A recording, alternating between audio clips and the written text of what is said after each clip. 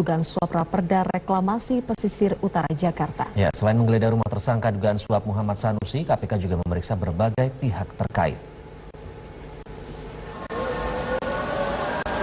Komisi Pemberantasan Korupsi menggeledah rumah M. Sanusi yang berlokasi di kawasan Cipete Utara, Jakarta Selatan. Penggeledahan dilakukan untuk mencari bukti tambahan terkait kasus dugaan suap raperda reklamasi pesisir utara Jakarta. Penggeledahan berlangsung sejak pukul 5 sore hingga setengah 9 Jumat malam. Usai penggeledahan, para penyidik KPK terlihat membawa sejumlah kardus dan satu bundel dokumen yang menjadi berkas keperluan penyidikan. Kuasa hukum M. Sanusi, Irsan Gusfrianto, yang menemani penyidik KPK dalam penggeledahan ini mengatakan semua ruangan digeledah dan ada 3 kamar yang disegel. Ya kamar Pak Sanusi sama anaknya. Untuk koper isinya apa tuh Bang? Kira-kira Bang? Nggak ada berkas, cuma satu bundel kayak gini. Mobil nggak ada. Hanya kemarin kan disegel, tapi di dalam mobil tidak ditemukan berupa alat bukti yang menyangkut dengan perkara yang sedang dialami Pak Sanusi. Selain itu, 2 pejabat Badan Perencanaan dan Pembangunan Daerah Bapeda Pemprov DKI Jakarta, yaitu Tuti Kusumawati, selaku Kepala Bapeda DKI dan Gamal Sunurat, turut diperiksa terkait kasus ini. Usai menjalani pemeriksaan selama 12 jam, Tuti mengatakan dirinya dicecar banyak pertanyaan terkait dugaan suap reklamasi pesisir utara Jakarta. Ya kita sampai akhir belum sepakat ya, kita tetap pada rumusan kita yang 15% kali NJOP kali selebalare. Sekarang kan pembahasannya belum ada lagi.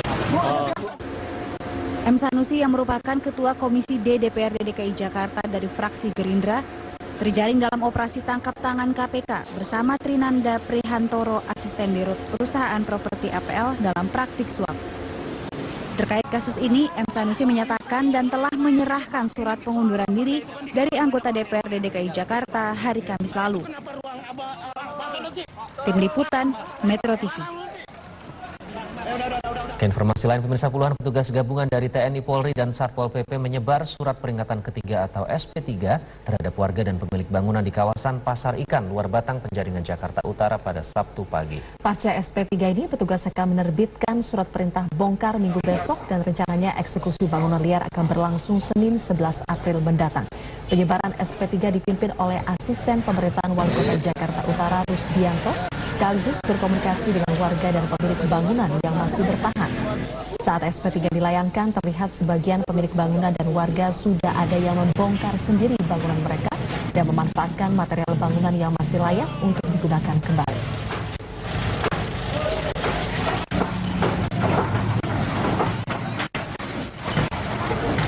Pemirsa, dalam upaya mengatasi kemacetan di jalur protokol DKI Jakarta, pemerintah Provinsi DKI Jakarta mulai membangun Semanggi Interchange atau Simpang Susun Semanggi. Ya, dengan keberadaan Simpang Susun Semanggi ini, Pemprov DKI mengklaim kemacetan ini yang sudah identik ya di kawasan Gatot Subroto dan Sudirman dapat berkurang hingga 30%. Pembangunan Semanggi Interchange atau Simpang Susun Semanggi resmi dimulai. Groundbreaking jalan layang baru ini dilakukan langsung oleh Gubernur DKI Jakarta Basuki Cahayapurnama hari Jumat kemarin. Jalan layang Simpang Susun Semanggi terletak di sisi timur hingga utara Jembatan Semanggi. Proyek yang diklaim sebagai pencapaian baru dalam pembangunan di Jakarta menghabiskan dana senilai lebih dari 345 miliar rupiah dan ditargetkan selesai dalam waktu 540 hari. Rencananya, proyek ini selesai pada tanggal 17 Agustus 2017. Ketika selesai nanti, jalan layang ini diklaim mampu mengurangi kemacetan Jakarta, khususnya kawasan Semanggi, hingga 30%. Jadi minimal orang dari bandara nggak stuck aja sampai Grogol. Dulu kan muternya kecil, dia besar jadi nyempit. Kalau ini kan betul-betul prinsip lalu lintas kan flow-nya, alirannya sama. Ya kalau kamu 3 ya 3 terus. Nah ini kita bikin dia nggak ada lagi yang kena tabrakan antar kepentingan belok gitu. Ya saya kira ini luar biasa. Jadi kalau kita pakai perencanaan, ya kapan selesainya? Ya kan, kita udah ciptakan di DKI menjadi provinsi pertama yang ada gunakan rancang bangun. Namun masyarakat Jakarta berharap tidak hanya dengan pembangunan jalan sebagai cara mengurangi kemacetan, tapi mekanisme membatasi kendaraan juga perlu dilakukan. Tapi menurut saya, mungkin pribadi, alangkah baiknya apabila jumlah kendaraan itu dikurangi untuk di Jakarta. Pagi jam 8 itu kalau hari kerja itu macet banget. Terus kemudian kalau jam 4 sore jam 5 itu aduh luar biasa. Tapi kalau misalnya itu lingkaran jadi itu. Jadi nanti berkurang itu, jadi yang arah yang mau ke Grogol itu juga nggak terlalu macet. Kalau jembatan kan hanya pengalian arus saja sebenarnya kan, bukan berdampak ke kemacetan walaupun ada sedikit gitu. Nah, kemacetan itu diperburuk dengan uji coba penghapusan 3-in-1 kan sekarang gitu. Jadi bisa dibayangkan ketika jalan ditutup karena pembangunan jalan yang Semanggi, kemudian uji coba 3-in-1, macetnya luar biasa. Dan ini dikeluhkan hampir semua pengguna jalan di ibu kota. Memang, solusi untuk mengatasi kemacetan lalu lintas selama pembangunan Simpang Susun Semanggi harus tetap dipikirkan oleh Pemprov DKI Jakarta. Kedepannya dengan dibangunnya 2 rem Simpang Susun Semanggi, tidak akan ada lagi arus kendaraan yang bersinggungan di kawasan Semanggi, karena setiap arus memiliki jalurnya sendiri. Tim Liputan, Metro TV. Ya, sementara itu pemerintah Provinsi DKI Jakarta berencana akan menghapus sistem 3-in-1 untuk mengatasi masalah eksploitasi anak yang dilakukan oleh para joki 3-in-1. Ya, tapi pertanyaan besarnya bagaimana dengan masalah kemacetan jika 3-in-1 ini dihapuskan? Berikut ulasannya. Sistem 3-in-1 yang selama ini menjadi sebuah solusi mengatasi masalah kemacetan di Jakarta akan dihapuskan. Sebagai gantinya, berbagai wacana pun dipertimbangkan untuk menjadi solusi kemacetan setelah 3-in-1 dihapuskan. Gubernur DKI Jakarta Basuki Cahayapurnama menyatakan penghapusan sistem 3-in-1 dimaksudkan untuk mengurangi angka eksploitasi anak dalam praktik joki 3-in-1. Sebagai gantinya, pemerintah Provinsi DKI Jakarta akan menerapkan Electronic Road Pricing atau ERP di ruas jalan yang dulunya diterapkan sistem 3-in-1. Selain itu, wacana lainnya seperti 4-in-1 juga telah disebutkan. Namun masih terdapat pro kontra, terlebih Ahok menilai 4-in-1 disebut tidak masuk akal. Kalau 4-in-1 nggak ada, itu ngaco itu. Dari head-in-1 semua nggak ada, itu bukan solusi. Itu nanti sama aja nanti akan ngangkut anak. Persoalan kita kenapa kita stop? Kan ada anak-anak dikasih obat tidur, obat penenang. Kita nggak mau nih ada joki-joki manfaatin anak-anak, itu aja masalahnya sebetulnya. Kalau cuma kasih lapangan kerja mah kita oke lah. Tapi kalau anak-anak dibuat itu kan jadi masalah. Uji coba penghapusan 3-in-1 sendiri masih dilakukan untuk melihat apakah ada perbedaan kepadatan arus lalu lintas pada jam-jam 3-in-1. Kasubdit Mingakum Ditlantas Polda Metro Jaya AKBP Budianto menerangkan semua wacana bisa saja diwujudkan. Hanya perlu kejelasan payung hukum, SDM, serta sarana dan prasarananya. Tapi mungkin di antara beberapa wacana yang sudah bergulir, kalau menurut pendapat saya pribadi nanti adalah yang paling efektif mungkin adalah ERP tadi. Tapi memang dalam rangka untuk mempersiapkan ERP itu kan perlu proses. Sehingga kalau kita berbicara masalah proses perlu waktu. Selain ERP, beberapa wacana juga telah dipertimbangkan sebagai pengganti 3-in-1 yang akan dihapus. Seperti misalnya wacana ganjil genap plat kendaraan bermotor. Namun apakah ini akan berhasil? Kita akan lihat setelah evaluasi yang akan dilakukan setelah uji coba penghapusan berakhir tanggal 13 April 2016. Tim Liputan, Metro TV. Ya, kami akan kembali usai jeda. Kali ini kita akan ke Jawa Barat ya, di mana kebijakan pemerintah Kota Bogor, Jawa Barat yang memberlakukan lalu lintas sistem satu arah di kawasan Kebun Raya Bogor hingga kini masih menuai pro dan kontra. Sesaat lagi. Pemadaman listrik bergilir yang terus terjadi, warga mendesak DPRD dan pemerintah Kota Tarakan, Kalimantan Utara untuk mencari solusi. Ya, sementara di Nia, Sumatera Utara, PLN akan menyiapkan genset untuk mengatasi krisis listrik yang terjadi sepekan terakhir. Ada ratusan pemuda yang mengatasnamakan Gerakan Pemuda Daerah Kota Tarakan atau Garda menuntut 3 permintaan, diantaranya Perwali nomor 17 tahun 2014 tentang pemberlakuan tarif listrik berkala. Dari hasil pembicaraan antara Ketua DPRD dan perwakilan warga, pemerintah kota beserta DPRD bersedia dan berupaya memenuhi tuntutan dari masyarakat. Sementara dampak krisis listrik sejak sepekan terakhir di Nias, Sumatera Utara sempat memicu aksi kumpul poin sebagai bentuk protes terhadap pemadaman listrik. Manajer PLN Cabang Nias, Kristantus Hendro Irawan mengaku sejak 1 April lalu rekanan pengusaha listrik tenaga diesel telah memutus aliran listrik sebagai pasokan PLN. Akibatnya krisis listrik tidak bisa dihindari. Namun krisis listrik di Nias diharapkan akan segera teratasi karena PLN akan mendatangkan genset dari luar Nias.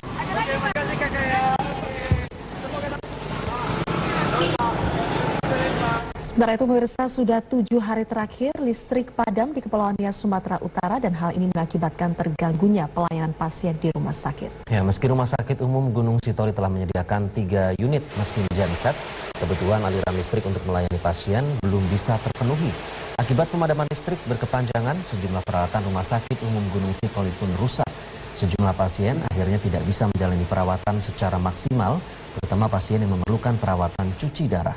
Petugas medis tidak bisa merawat pasien karena khawatir genset akan mati saat proses cuci darah.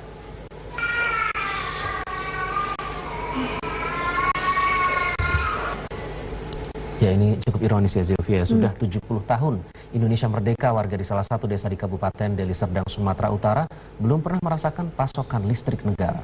Ya, ini miris sekali ya. Warga kini hanya bisa berharap penerangan dari sebuah mesin genset dan juga lampu minyak. Perkampungan di Dusun Dua Titi Payung dan Desa Naga Timbul, Kecamatan Tanjung Morawa ini hanya berjarak 20 km dari kantor Bupati Deli Serdang. Namun kampung yang dihuni 50 kepala keluarga ini hingga 70 tahun kemerdekaan Indonesia ternyata belum pernah merasakan pasokan listrik negara. Usaha warga ke pihak pemerintah kabupaten hingga ke PLN sia-sia. Sebab sebuah perusahaan masih belum mau memberikan lahannya untuk dilintasi kabel listrik PLN. Warga hanya bergantung pada mesin genset dan lampu minyak untuk penerangan di rumah mereka pada malam hari. Aliran listrik dari mesin pun dibatasi pada pukul 7 malam hingga pukul 11 malam saja. Kepala Desa Naga Timbul Umar Daulay membenarkan bahwa sejak 70 tahun lalu hingga kini warganya belum merasakan listrik. Pasokan listrik di sini sejak zaman kemerdekaan sampai kita 70 tahun merdeka, masyarakat Dusun 2 Desa Naga Timbul Titi Payung belum pernah merasakan listrik masuk desa. Yang hanya kami menggunakan genset ataupun ya lampu sentir lah, lilin, lampu teplok. 50 kepala keluarga di dusun ini berharap pasokan listrik ke dusun mereka dapat segera terrealisasi. Dari Deli Serdang, Sumatera Utara, Surya Dharma, Metro TV. Pemirsa, kebijakan pemerintah Kota Bogor, Jawa Barat yang memperlakukan lalu lintas sistem satu arah di kawasan Kebun Raya Bogor hingga kini masih menuai pro dan kontra. Ya, sejumlah warga dan pengguna jalan mengeluhkan kebijakan wali kota yang telah diterapkan pertanggal 1 April lalu. Pemkot Bogor telah memperlakukan lalu lintas sistem satu arah atau searah jarum jam di Jalan Insinyur Juanda, Jalan Jalak Harupat, Jalan Pajajaran, dan Jalan Otista atau di sekitar Istana dan Kebun Raya Bogor dengan masa percobaan hingga 18 April nanti. Kebijakan ini dilakukan untuk mengurangi kepadatan kendaraan di ring 1 Istana, terutama ketika hari libur. Untuk mewujudkan sistem satu arah, pemerintah Kota Bogor juga sudah berkoordinasi dengan berbagai instansi terkait untuk mensterilkan kawasan Istana Bogor dari pedagang kaki lima. Meskipun baru diterapkan selama sepekan, sejumlah warga dan sopir angkot mengeluhkan dampak kebijakan jalur searah ini. Rute baru ini membuat warga harus berjalan lebih jauh dari biasanya dan mengakibatkan penumpang angkot pun berkurang. Dampaknya jadi macet bertambah ya. Rasa nggak nyaman juga ya. Masalahnya kita mau ke Pasar Bogor jadi harus putar-putar. Kalau nggak saya turun di sini jalan. Ya kalau pulang jadi ngerasa jauh aja gitu. Jadi harus muter dulu. Tapi kalau makin macet atau makin lancar ini? Lancar sih lancar. Tapi kadang macet gitu. Kalau macet sih nggak, lancar aja. Cuman nyari penumpangnya susah bang. Gitu. Jadi gimana ya? Susah aja deh bang, nyarinya. Lalu lintas di ring 1 Istana Bogor terpantau lancar sejak diberlakukan percobaan sistem satu arah awal April lalu. Ya, ada Wilson Purba yang akan melaporkan informasi selengkapnya langsung dari Bogor, Jawa Barat. Wilson, seberapa besar dampak sistem satu arah di lalu lintas ring 1 Bogor?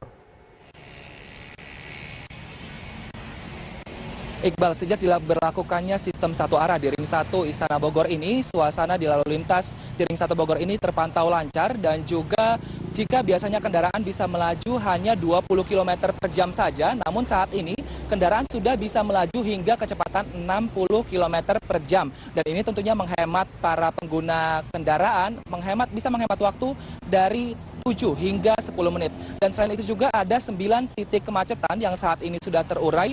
Di antaranya adalah di Jalan Pajajaran, di Jalan Kencana, Jalan Sangrango, Jalan Salak, Simpang Juanda, Simpang Dempong, kantor pajak, dan juga kantor di depan BTM.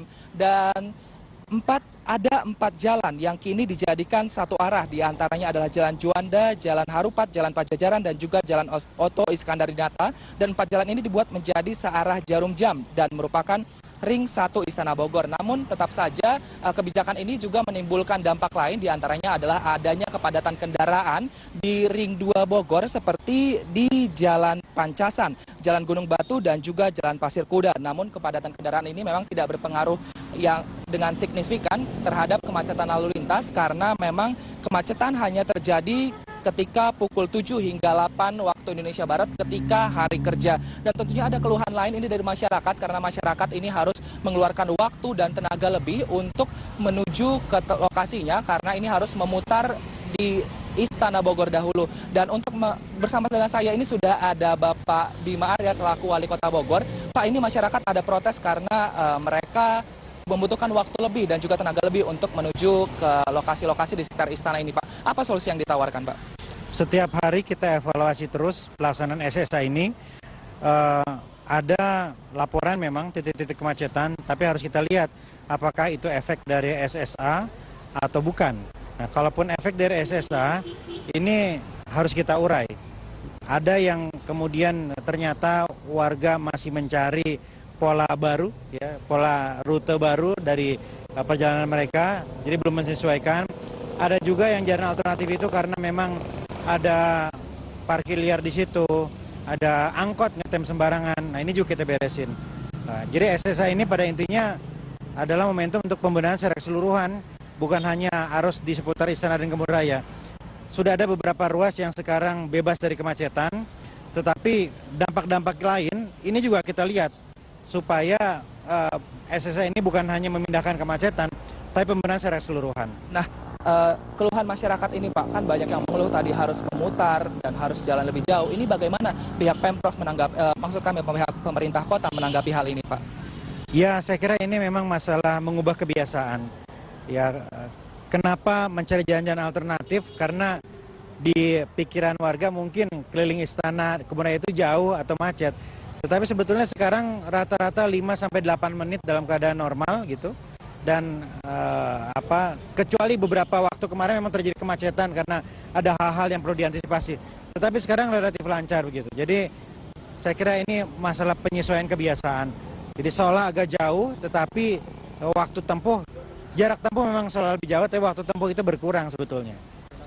Ya. Terima kasih Pak atas waktunya. Semoga ini kebijakan ini tidak hanya bisa menguntungkan pemerintah, tapi juga masyarakat bisa mulai terbiasa dengan kebijakan baru ini, dan diharapkan ini juga bisa menambahkan minat dari masyarakat untuk berkunjung ke Kota Bogor, karena yang kita tahu Bogor ini menjual banyak sekali aneka wisata yang disediakan. Sylvia dan Iqbal. Wilson Purba melaporkan langsung dari Bogor, Jawa Barat. Terima kasih. Pemirsa, Metrosnya akan kembali lagi dengan informasi lainnya. Di antaranya kantor PDI Perjuangan terus didatangi sejumlah tokoh yang mendaftarkan diri sebagai calon gubernur dan calon wakil gubernur DKI Jakarta.